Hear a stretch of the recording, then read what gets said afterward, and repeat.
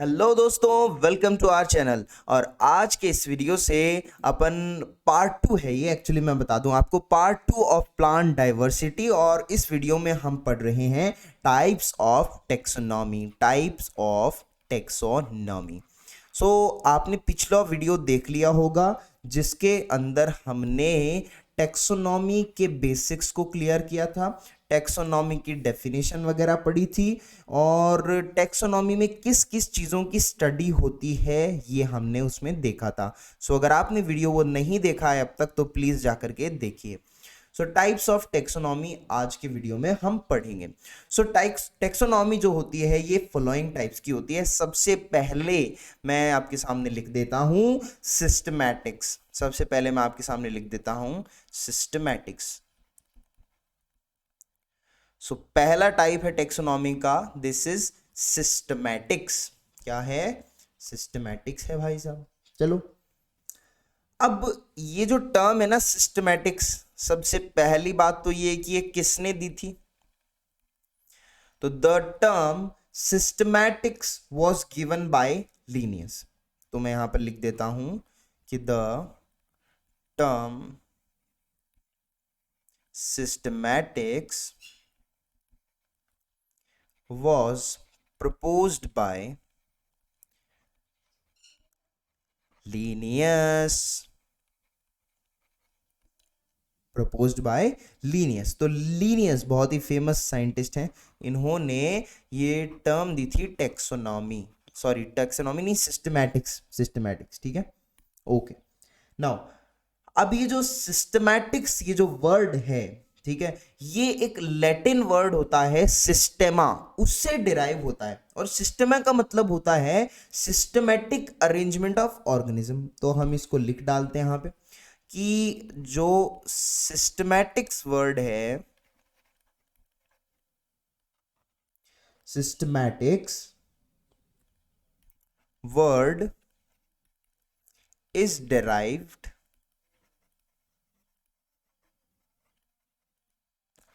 from Latin word systema। and what is the meaning of systema? systema का मतलब होता है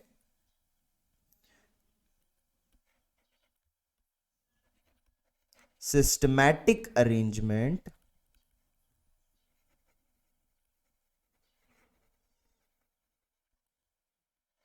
ऑफ ऑर्गेनिज्म। ठीक है, तो आई होप समझ में आ रहा है आपको। बहुत ही बेसिक सी बात है कि जो सिस्टमैटिक्स जो टर्म है ये दी थी, प्रपोज की थी लीनियस ने।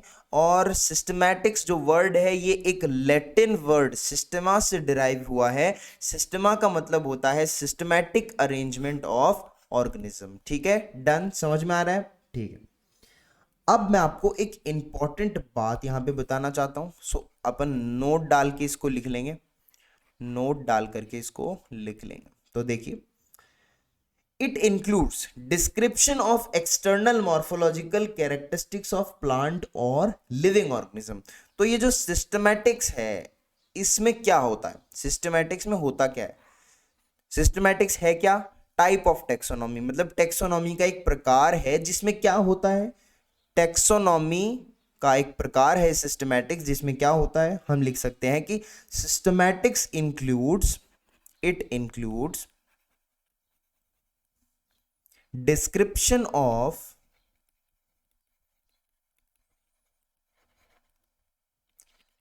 एक्सटर्नल मॉर्फोलॉजिकल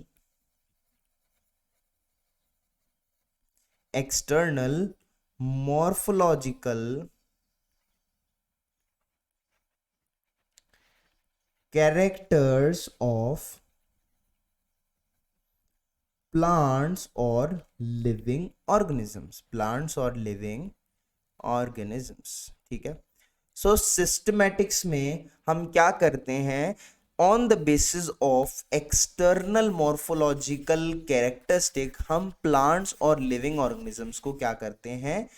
डिस्क्राइब करते हैं, हम उनको नाम देते हैं। सो टेक्सोनॉमी का मतलब क्या होता है, ये तो याद ही होगा आपको, पिछले वीडियो में पढ़ा था ना कि it is the study of principles and procedures of classification, ठीक है। सो सिस्टमैटिक्स क्या होती है, it includes the description of external morphological characteristics of plants और लिविंग ऑर्गेनिज्म। और ये सिस्टमैटिक्स टर्म किसने दी थी, लीनियस ने दी थी। और ये जो सिस्टमैटिक्स वर्ड है ये एक लैटिन वर्ड सिस्टमा से डिराइव करा गया है, जिसका मतलब होता है systematic arrangement of organisms on the basis of morphological characteristic, on the basis of external morphological characteristics systematics में क्लासिफिकेशन किया जाता है ऑर्गेनिज्म का। जैसे मैं एग्जाम्पल लिख देता हूं यहाँ पे, मैं यहाँ पे लिखता हूं एग्जाम्पल। क्या एग्जाम्पल लिख रहा हूं, ध्यान से सुनना। What is the example? Example है कि morphological characteristics of root, stem, leaves, flower. Example is morphological. Morphology कैसे देखते हैं, तो morphological characters of root, stem, leaves and flowers, ठीक है। सो इस तरीके से देखते हैं कि भाई अगर आपको कोई प्लांट मिला है और आपको उसको क्लासिफाई करना है तो आप उसके एक्सटर्नल मॉर्फोलॉजिकल कैरेक्टरिस्टिक्स को देखोगे।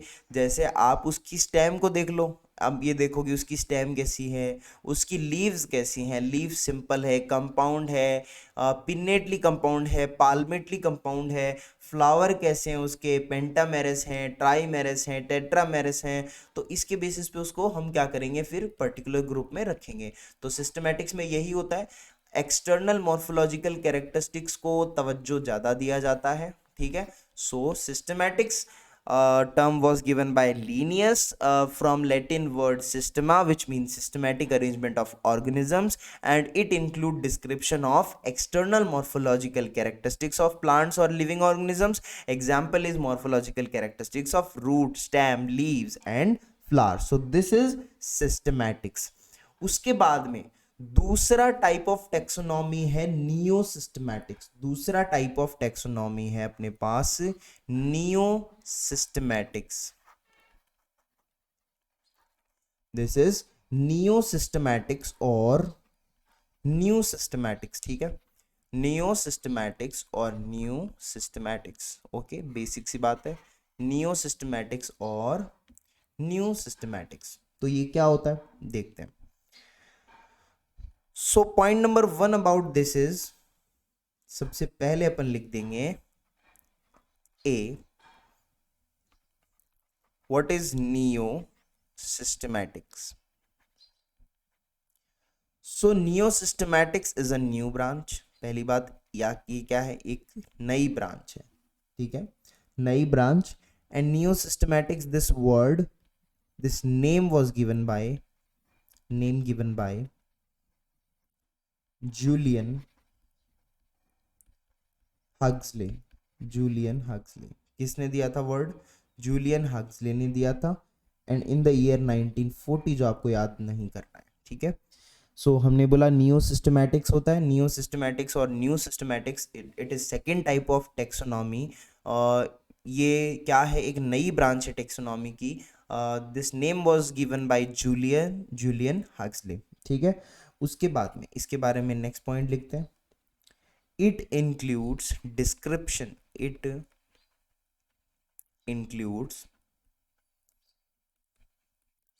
description of all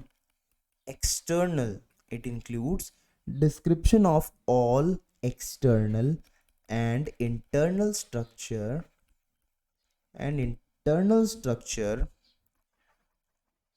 along with the structure of cell, development process,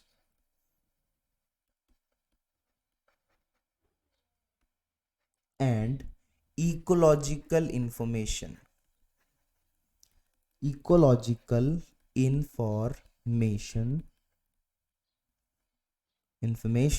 of organisms, ठीक है। तो ये बात होती है, ध्यान से सुनो। मैंने बोला न्यू सिस्टमैटिक्स और new systematics. So neo systematics or new systematics basically it includes description of all external and internal structure.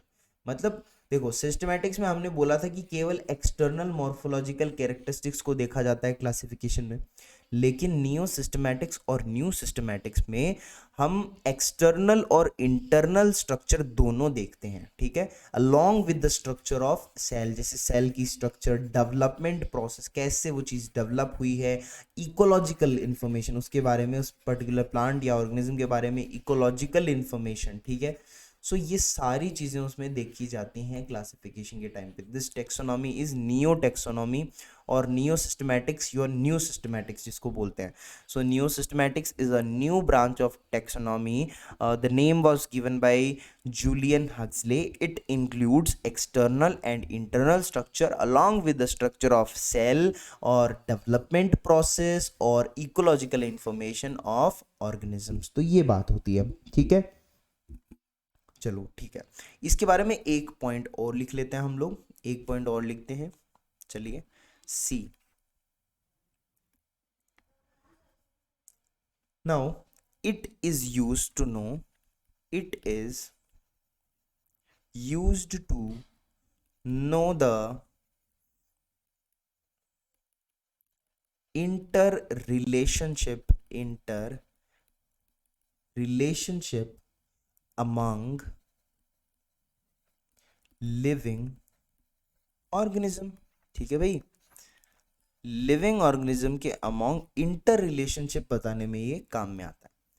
तो हमने बोला कि neo systematic second type of taxonomy, it is a new branch and it include structure of cell, development process and ecological information of organism along with external and internal structure. And it is use to know, क्या इसका use होता है neo systematics का? It is use to know the inter relationship among living organism. भाई साहब ठीक है, it is use to know the inter relationship among the living organisms. क्योंकि अगर हम उनकी डेवलपमेंट प्रोसेस देखेंगे, स्ट्रक्चर ऑफ सेल देखेंगे, इकोलॉजिकल इंफॉर्मेशन देखेंगे उनके बारे में, तो हम उनके बीच में अच्छे तरीके से एक रिलेशन को एस्टैब्लिश कर पाएंगे. हम बता पाएंगे कि हाँ यार ये इस तरीके से कुछ जुड़े हुए हैं, ये चीज़ें इनमें कॉमन हैं. ठीक है, ऐसी बात है. अब मैं आपको इसके बारे में एक बहुत ही इंपॉर्टेंट बात बताना चाहूँगा जिसको हम नोट की फॉर्म में यहाँ पर लिख लेते हैं, नोट कर देते हैं. सो ये मैं लिख रहा हूँ note about neo systematics. Neo systematics is mainly based on neo systematics is mainly based on evolutionary as well as genetic relationship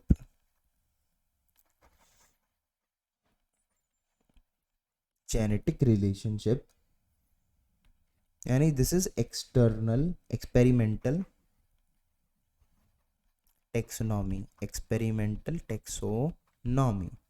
सो जैसा कि मैंने कहा, एक्सपेरिमेंटल टेक्सोनॉमी एज कंपेयर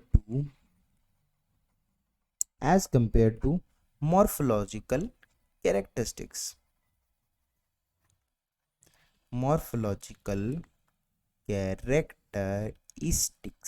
समझ में आई बात? ठीक है भाई, हमने बोला कि जो नियो सिस्टमैटिक्स होता है, neo systematics is mainly based on evolutionary. तो ये याद रखनी जरूरी है कुछ बातें कि neo systematics is mainly based on evolutionary as well as genetic relationship. हम बोल सकते हैं genetic relationship is also known as experimental taxonomy. मतलब हमने बोला कि इनके बीच में कैसी सिमिलैरिटीज हैं, evolutionary as well as genetic relationship पे बेस्ड होती है नियो सिस्टमैटिक्स. अब ये जो ब्रांच है जहाँ पर हम इवोल्यूशनरी या फिर जेनेटिक रिलेशनशिप देखते हैं, इसको बोलते हैं experimental taxonomy. As compare to morphological characteristic. तो हमने क्या बोला, इस लाइन का एक्चुअली मतलब है कि नियो सिस्टमैटिक्स है ये मेनली बेस्ड होते हैं इवोल्यूशनरी रिलेशनशिप पे, इवोल्यूशनरी और उसके साथ साथ जेनेटिक रिलेशनशिप पे, ठीक है। सो ये केवल मॉर्फोलॉजिकल कैरेक्टरिस्टिक्स पे बेस्ड नहीं होती। तो new systematics is mainly based on evolutionary as well as genetic relationship as compare to morphological characteristics, ठीक है। मॉर्फोलॉजिकल कैरेक्टरिस्टिक की बजाय ये ज़्यादा इवोल्यूशनरी और जेनेटिक रिलेशनशिप ऑर्गेनिज्म के बीच में देखती है, ठीक है, और ये इंपॉर्टेंट भी है। उसके बाद में नेक्स्ट नंबर पे अपने पास आता है साइटोटैक्सोनॉमी। उसके बाद में अपने पास आता है cytotaxonomy, Tommy cytotaxonomy. So what is cytotaxonomy? Basically the use of cytological characteristics of plant in classification। तो हमने बोला the use of cytological characteristics, cytological मतलब cell based, cytological characters of plants in classification,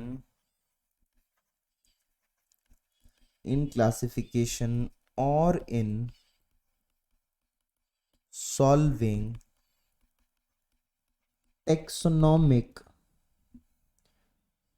the use of cytological characteristic of plant in classification or in solving taxonomic problems, this is known as cytotaxonomy. मतलब जो किसी भी plant या किसी भी cell की अपन अगर प्लांट की या ऑर्गेनिज्म की अपन साइटोलॉजिकल कैरेक्टरिस्टिक्स को देखें, सेल के कैरेक्टरिस्टिक को देखें, और जो कि उनको देखने से हम उन ऑर्गेनिज्म को क्लासिफाई कर पाएं या हमारी टेक्सोनॉमिक रिलेटेड प्रॉब्लम सॉल्व हो जाएं, तो उस ब्रांच को बोला जाता है साइटोटैक्सोनॉमी। तो साइटोटैक्सोनॉमी में होता क्या है, the use of cytological characteristics of plant in classification और in solving taxonomic problem, this is known as cytotaxonomy. Done. अब ये साइटोटैक्सोनॉमी किस चीज पर बेस्ड होती है, जैसा कि मैंने बोला किस चीज पर बेस्ड होती है बता दो। तो cytotaxonomy is based on cytological information. तो it is based on cytological information. तो साइटोटैक्सोनॉमी किस पर बेस्ड होती है भाई, साइटोलॉजिकल इंफॉर्मेशन पर बेस्ड होती है, हम ये जानते हैं। तो साइटोलॉजिकल यानी सेल की इंफॉर्मेशन पर बेस्ड होती है, साइटोलॉजिकल इंफॉर्मेशन पे बेस्ड होती है। साइटोलॉजिकल इंफॉर्मेशन जैसे मैं बता दूं आपको, इसका स्पेसिफिक मतलब बता देता हूं मैं आपको। इसका स्पेसिफिक मतलब होता है लाइक क्रोमोसोम नंबर,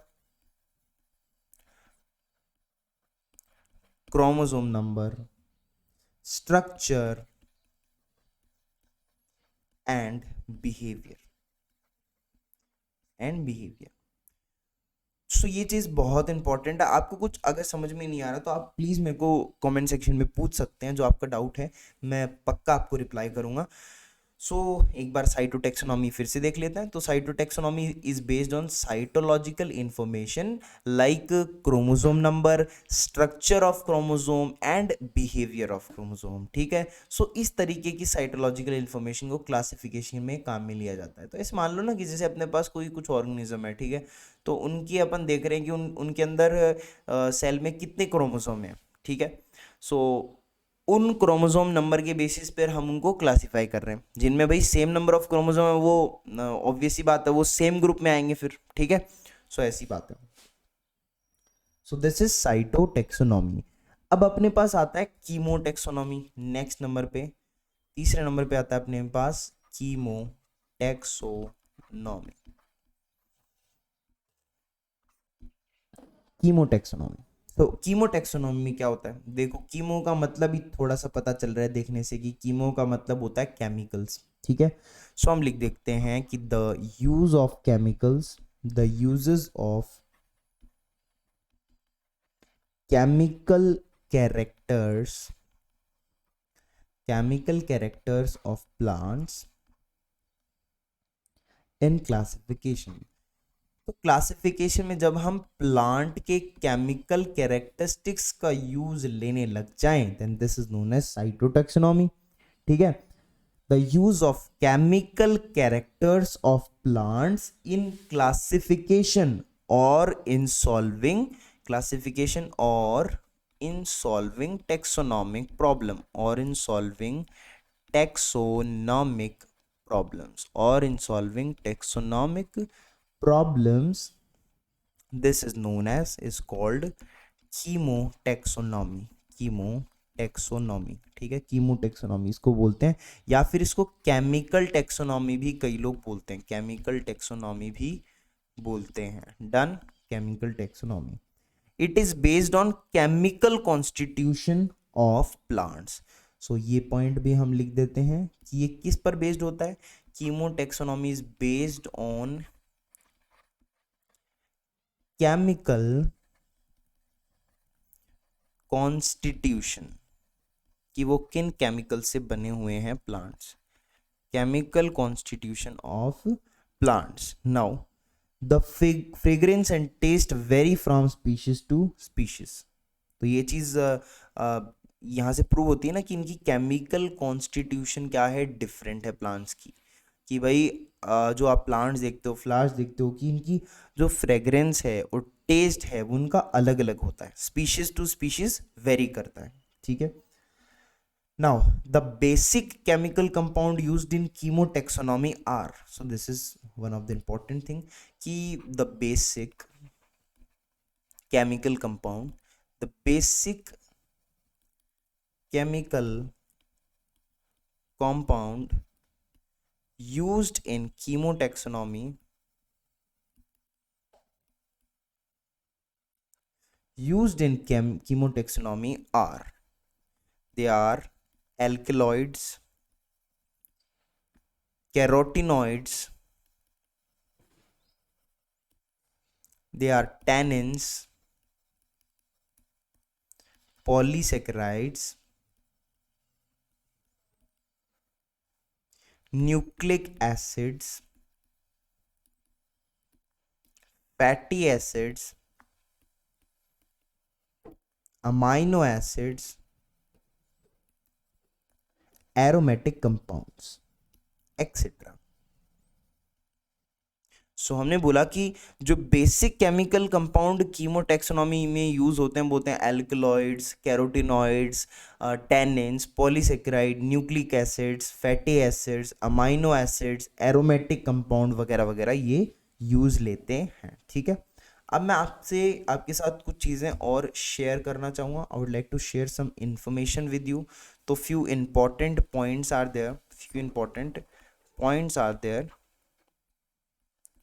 तो सबसे पहला पॉइंट होता है what is the practical significance of taxonomy. What is the practical significance what is the practical significance of taxonomy? So what is it? Practical significance of taxonomy, spelling गलत दिख रहा हूँ, कोई नहीं। टेक्सोनॉमी का प्रैक्टिकल सिग्निफिकेंस क्या है practical life में? What is the significance of taxonomy? It is only the identification. अगर आपको कोई पूछ ले कि what is practical significance of taxonomy, तो आप बोल दोगे it is identification of unknown organism. Unknown organism का आइडेंटिफिकेशन करना, this is the practical significance of taxonomy. Okay, एक इंपॉर्टेंट पॉइंट ये तो पूछा ही जा सकता है आपसे कि मैक्सिमम बायोडाइवर्सिटी कहाँ मिलती है। तो देख लो, maximum biodiversity is found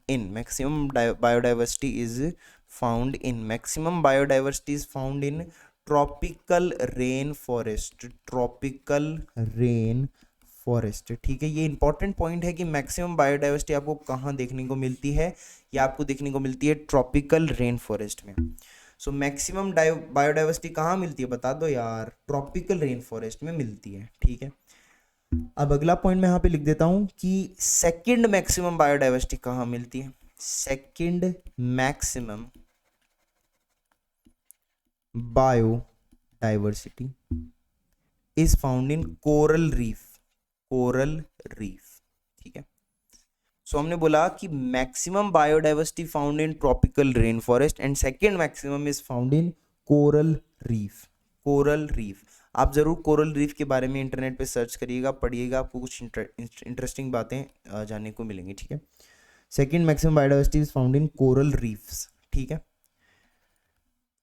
the number of species, the number of species that are known, the number of species that are known and described, known and described range from कितनी अब तक species known है या फिर described है। These are 1.7 to 1.8 million, समझ रहे हो बात को। तो हमने बोला कि भाई there are 1.7 to 1.8 million species which are discovered till date, done.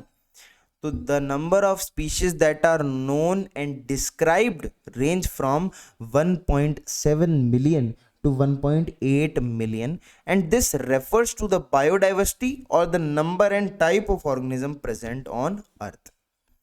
This refers to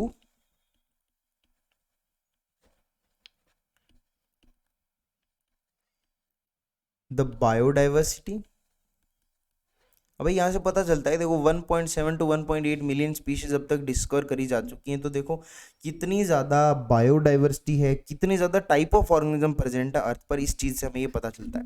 this refers to the biodiversity और द